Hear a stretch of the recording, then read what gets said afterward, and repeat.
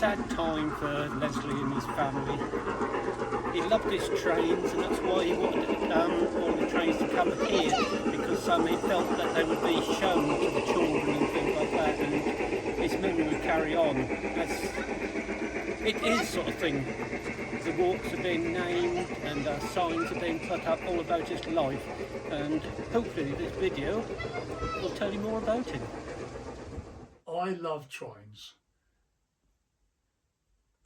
I love building trains rather than being into oh, this train has got to have these carriages, this train, you know, the layout's got to be of a certain place. That's not what I do. No. I build a railway that I want to see, and it doesn't represent anything really, apart from the fact that I've got a train running in a place that I like. And people will love it. And people come along, and 9 times out of 10, people don't know. It's only the people who like, you know, who like trains, steam trains or diesel trains, you know, where they are into making layouts that represent something. Yeah, it's not about that, is it? It's not for me. No, I agree. You know, and also, and the most important thing of all about a railway, especially a model railway, you never finish it. No. You never finish, because you will change it, you will add to it. It's half the enjoyment. And that is all the enjoyment, you know, because, and the pride in doing it. And as far as I'm concerned, I'm glad that my railway is going to Live on. And people are going to watch it. Yeah. And that's going to Railworld World Haven. Yeah. Brilliant. Absolutely fantastic. Thank Lovely. you for that. And when we get the street in place and everything, and the extra track and everything, and the layout is full of your locos and your rolling stock, we'll get you to come and open it and cut the ribbon. Exactly. That'd be good. Fantastic, mate. I knew I Thank was you. going to be famous one day. You are. My childhood was very bad. I was bullied at home. I was bullied at school. You know, so I had 2 sisters, no brother, and I was the youngest. So therefore, you know, my interests were squeezed into a very tight corner. Now, when I got to 15, my life started. I joined the Merchant Navy, travelled the world, did 5 What did you years. see? The sea? Yeah, sea to sea, and a lot more, I can assure you. And one of the things that really interested me was some of the trains in these different countries that you went in. What, with British names on them? Oh, I tell you, yeah. And I thought myself, yeah, that'd be really nice. You know, I mean, one of the ones I liked was the Swiss ones, you know, up in the mountains and that sort of thing. And all these electric, you know, posts and wires and whatever. Overhead electrification. But I knew darn well that I was just wasting my time, you know, thinking about it. But anyway, after leaving the Merchant Navy, I came home to get married, which I did. And in my first house, not my first dwelling, because that was a flat, but in my first house, we had a small garden. And it was really strange because the garden was slabbed out. And down the bottom of the garden, there was these leylandite trees, no, well, some other bits and pieces, and there was a concrete pathway, but it was only this big. And I thought, Just right for a railway. I thought that's really weird. And it turned out that the bloke who had the house before me actually built A railway. steam trains. Steam engines. Yeah. And Model this was his engineer. test. This was his test track Ah. down the bottom, and the rest of the garden was out for the dog. So, but I also noticed that along the edge was the sleepers, and that Yeah. Got you thinking. got me thinking. Anyway, my wife run a charity. She started a charity for children, right, and raised a lot of money for medical equipment for scaboos and that sort of thing. What was the name? That was Save Children in Pain, and Now, what was your wife's name? Sandra, Sandra. yeah, Sandra, or Sandy, Yeah. you know. I was married to her for 44 years Oh, God. before she died of mesothelioma. But she said to me one day, she said, you know, about doing the garden up. And I said, yeah, I said, that's a good idea. You know, get rid of the concrete and get a nice lawn in there. We put in the right plants, you know, rainbow plants and all the things that you need. And you could see every now and again, you could see the train running around. So the railway was a feature of the garden, not the garden being a feature of the railway. Absolutely. Yeah. You know, and that's the way I built it. So where did you learn all these skills? Probably being made redundant 5 times and having to, you know, take a job where I weren't, you know, trained for. But in my day, they trained you. Yeah. Not like they do today, where, you know, you go for a job and you go in and, you know, they say, well, you know, get on with that. They actually, you know, told you what to do. But I wanted to learn anyway. Yeah. You know, so I learned lots of things. I learned how to lay bricks. I learned how to, on the building sites, I learned how to polish metal and granite and stone. I learned how to use a welder. Yeah. You know, all these skills. All I useful learned. stuff for Yeah. building a railway. Yeah, absolutely. And anyway, as it turned out, that it was a very good railway. You know, it was quite good. Unfortunately, when I finished it to its best, I moved. Was that because of a job or? No, it was because the area that I was living in turned into a nightmare. You know, it was a rough area anyway. You know. What's your favourite loco? I see you've got one up here, haven't you? Yeah, this one's my favourite. This one? Yeah, bought that one. Unfortunately, it's not working now. It's got so much wrong with it that it cost a fortune to put it right. So So that actually exists. Is it an American one? Or Union Pacific? Yeah, it's Union Pacific, yeah. That one's American. So it's an 060, there's no wheels? There's no trailer. Really? Yeah. So what was the next one doing then? So where did you move to next? Off we went and bought a house with a big garden. For a railway? Well, the idea was to build a railway. But first of all, we had to get a good workshop. The one thing I'd learnt in the first one, I had a very, very small workshop, and I needed a bigger one because this particular railway was going to be bigger. The planning of this one was totally different. I wanted this one to be alive, not like the other one, which was, you know, just going through the plants and what have you. Very nice, don't get me wrong, you know, going behind the waterfall and all that sort of thing. But no, this one was going to be landscaped, alive. Yeah. It's going to have people. It's going to have things that move and what have you. When did you think about opening your garden up for visitors? The first one we did open up for the charity. To raise money for the charity? Yeah, for the charity, yeah. Yeah. Was that your wife's charity, the one that she... Yeah. Oh, lovely. Yeah, we did open that one up.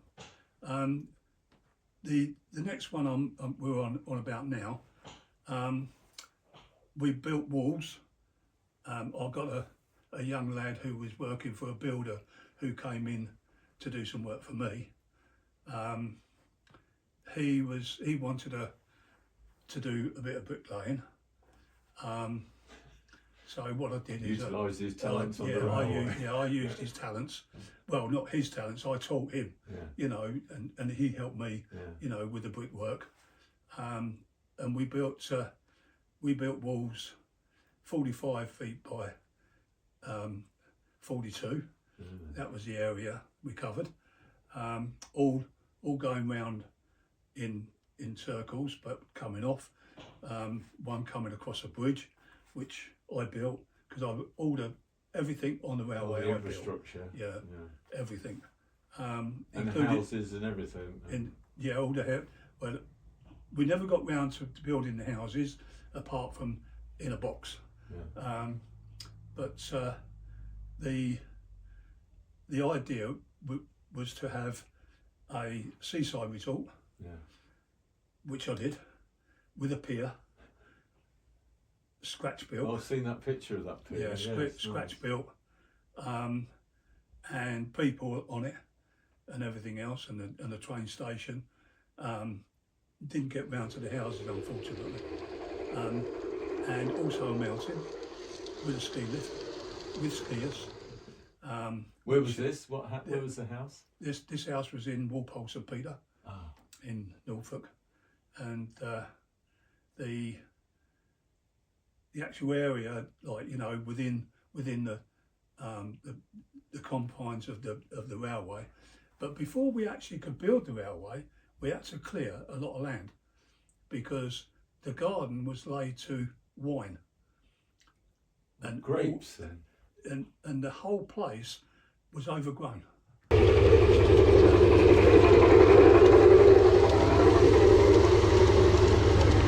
lot more room, you know, than you'd ever had before. This was I gained 94 feet overall by clearing everything out on the garden. But the railway started to take shape. The local club that I joined came down, and they were surprised at the way everything was working. They didn't realise how big it was, and we opened it up to anybody that wanted to come in, and they did. Every week, or no, we just every so often. It was ad hoc. Yeah. You know, if people knew it was there, if they wanted to come, they could. If they didn't, they didn't. It was that simple. Did you try and use it to raise funds for charity? Or? We never got round to that because of personal problems, and the house becoming a bit of a nightmare, because nobody was coming anymore, like from the family. We decided that 4-bedroom house and the problems we were going through was too much. Was getting too much. So what we did is we moved. I moved to here. Lynn went and lived with her son for personal reasons, not because we were breaking up ourselves. This was something to do with the family. And I landed up here. I did make a small layout here. Outside, yeah. And I kept all the trains and everything else. Yeah. Made a small layout here, and at school holidays, when they all come, when the kids come to see Grandad and Grandma, came walking round, train. Can we have a look at your? It's your a train running. Your colours. Absolutely. So would they be better to sort of, if you pick out a few? Now this is this Is your pier? is the pier. Now those are the what's names to hold the pier up. Yeah. Right, support. you know. So this little man is 9 centimetres high. Really? Wow. Right. Now these posts are brass, Right. and they've got 3 holes drilled in them, and they've all had to be done individually. Separately. Right. Yeah. And the reason they've had to be done individually, you will see shortly. Doing it right. This is the canopy Right. that goes along the pier. Amazing. And you got one of it complete, And this- haven't you? Yeah, it'll come up. And this is the things that go on the end of the pier. Right. You know, this is the, you know, where, Yeah. you know, where all the Entertainment. Yeah. The Centre, arcades and things. all the arcade. And behind is the cafe. There's a coffee shop. Yeah.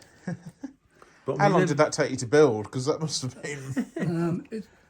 I think on average, it probably took me about 4 or 5 weeks. Right. So I mean, the piers in the old days were just so that steamers could come and take people on tourists. Yes. You know. Yes. If you go on Navy Pier in Chicago, it's the same. They come in with the steamboats and they Yeah. take them off around the lake and That's then they right, bring them yeah. back. It'd be the same sort of thing, Yeah. wouldn't it? But this, obviously, you know, I mean, Yes. you can see how much grass there is left in my garden, Mm-hmm. you know, Yes. overall. And whereabouts is this one? And there's a pier in situ. This Yes, this was in But, This is in Norfolk, is it? Norfolk one. yeah, I mean, And most of the pictures in Norfolk. yeah, Yeah. these 2 books, apart from the first one. Right. The first one is in Stanwell. What That your one. first row? Let's see. See, look at that.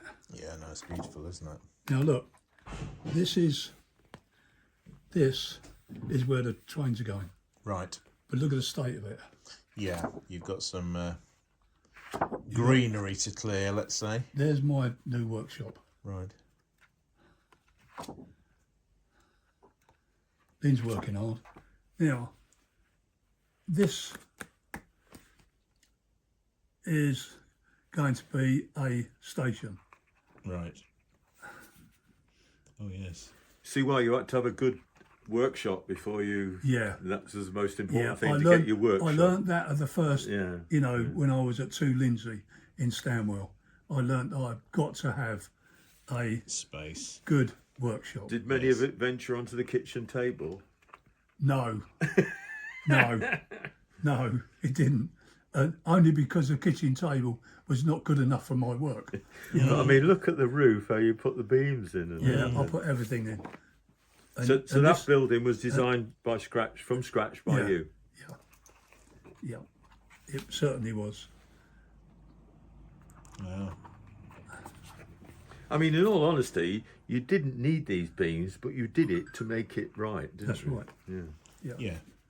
And then, Yes, you could have Covered done a it. simple pitch roof there, couldn't you? That's Rather right, than yeah. 3. Yeah. yeah, I mean, I could have made it a lot A lot easier. easier. Yeah, but it wouldn't And the have looked. tiles. So are those tiles individual tiles? Those individual tiles stuck on there individually. And I'll tell you what, gentlemen, come with me. It took a while. And have you got that model? Come with me. I'm working on it now.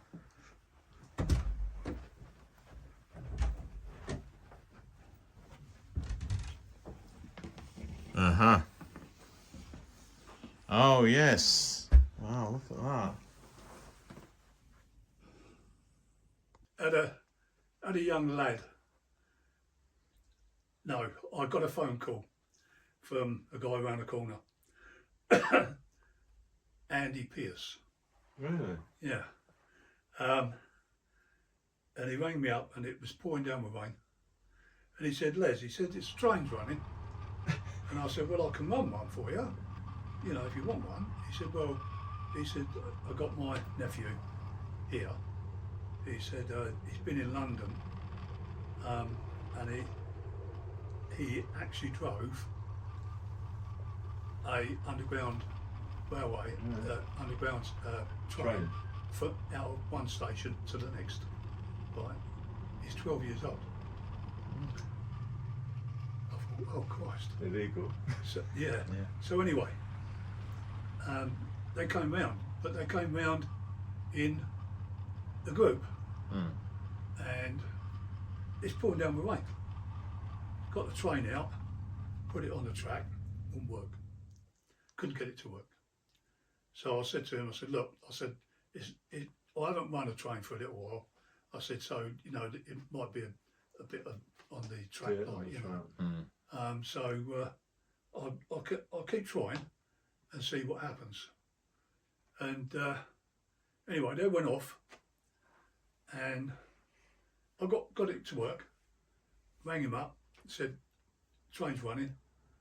He come round, and the lad came round on his own, and he got hold of the control.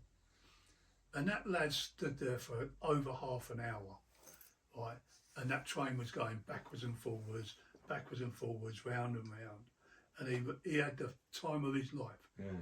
And when he went away, Andy sent me a text, turned around and said, that boy is absolutely chip. Yeah. You know, well, if that was the only time that somebody had done it, that was enough. You know, that a young lad has come round and done that.